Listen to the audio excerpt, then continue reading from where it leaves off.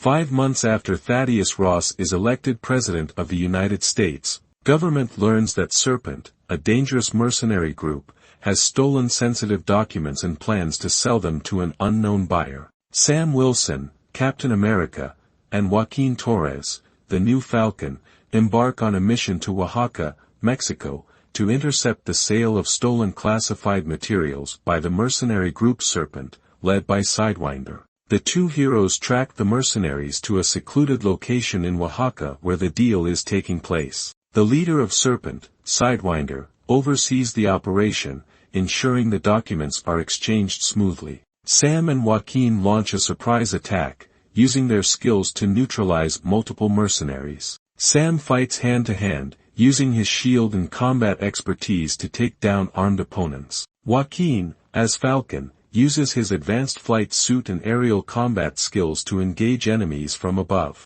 While they successfully retrieve the classified items, Sidewinder manages to escape, leaving a potential threat unresolved. Torres is excited to be taking on Wilson's former mantle of Falcon, but Wilson is hesitant to involve Torres in dangerous missions due to the pair not having superpowers like former Captain America Steve Rogers. After the mission, Wilson and Torres train with Isaiah Bradley, a super soldier who was imprisoned and experimented on by government. Ross invites Wilson and Torres to a summit with world leaders at the White House, and Wilson accepts on the condition that Bradley is also invited. Ross asks Sam Wilson to help him reform the Avengers, but Wilson initially hesitates. He knows that Ross has a history of manipulating superpowered individuals for his own political and military agendas, and he doesn't fully trust his motives. Wilson believes that the Avengers should be independent of government control, unlike Ross, who wants them to serve as a regulated global defense force. During the summit, Ross explained that a new metal, adamantium, had been discovered on Celestial Island, and that it had been formed when the celestial Tiamat emerged in the Indian Ocean. The recovered items were the first refined metal samples and were stolen from a Japanese mining operation. To avoid an arms race, Ross proposes a treaty to govern adamantium's mining and distribution. As Ross addresses the attendees, the song, Mr. Blue, plays, triggering several individuals, including Isaiah Bradley, to attempt an attack on Ross and other dignitaries. These individuals are apprehended by Ross's head of security, Ruth Batsaref. In the aftermath of the attack, Bradley is detained. Upon regaining consciousness, he has no memory of his actions during the incident. Sam takes decisive steps to uncover the truth and address the unfolding crisis. Believing in Bradley's innocence and suspecting external manipulation, Wilson approaches President Ross, seeking permission to investigate the underlying causes of the attack.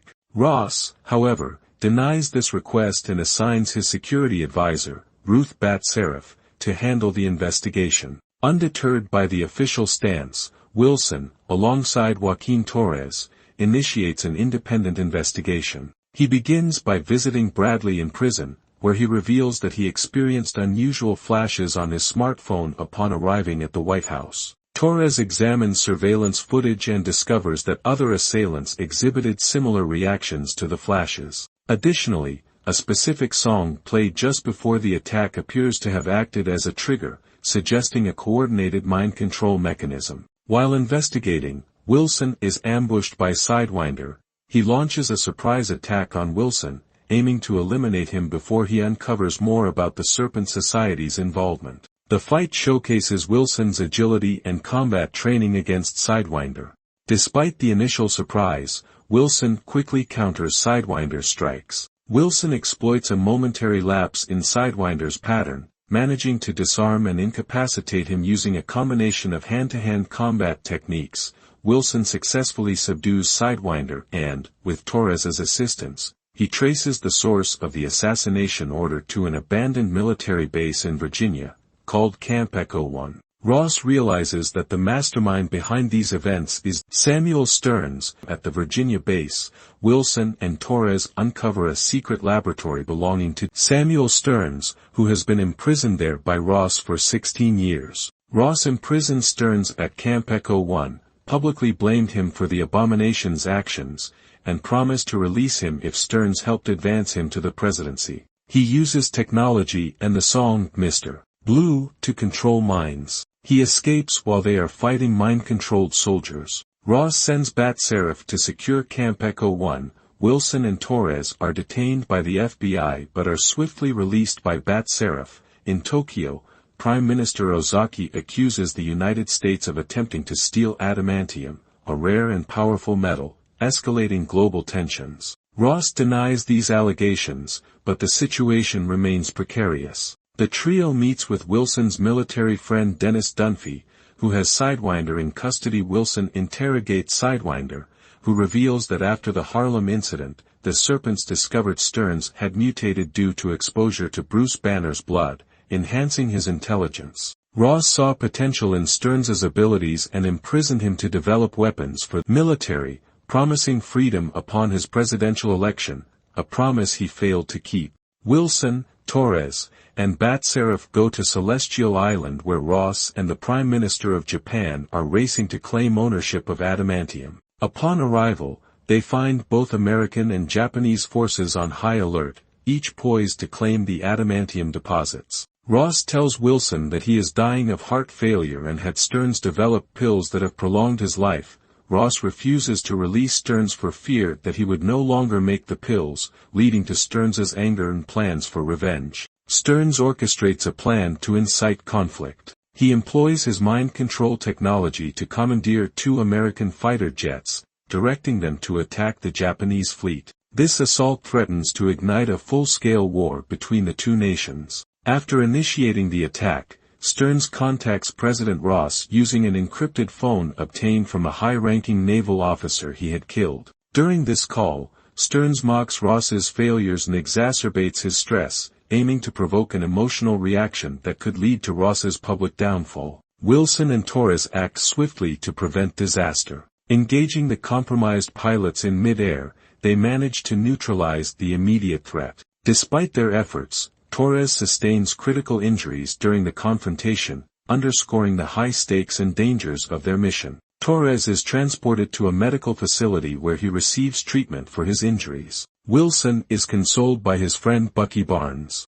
Dunphy learns that Ross has been taking pills containing gamma radiation, supplied by Stearns to manage a terminal illness. He tries to tell Wilson but Stearns kills him. During their confrontation, Stearns reveals his intricate plan to expose Ross's secrets and incite a public scandal. Following Stearns's arrest, the media uncovers his connection to Ross, leading to intense public scrutiny. Stearns surrenders himself to Sam Wilson. During the press conference, recordings are leaked that expose President Ross's clandestine dealings with Samuel Stearns. The stress and public scrutiny from the leaked information trigger a transformation in Ross. As reporters press him with probing questions, his composure deteriorates. Suddenly, he clutches his chest, and his skin flushes a deep crimson. Muscles bulge and expand, clothing tears, and Ross transforms into the formidable Red Hulk. A massive, red-skinned creature embodying immense strength and rage. In his Red Hulk form, Ross loses control,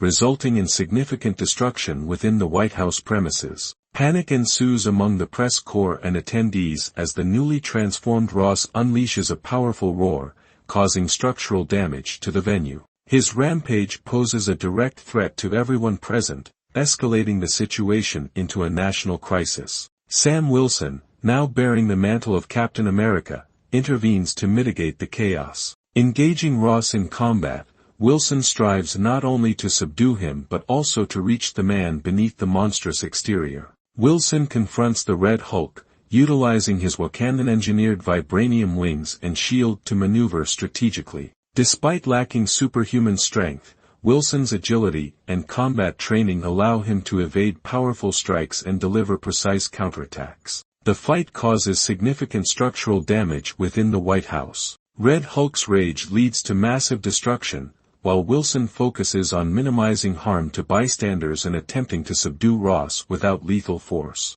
Wilson employs hit-and-run tactics, leveraging his flight to maintain distance and strike opportunistically.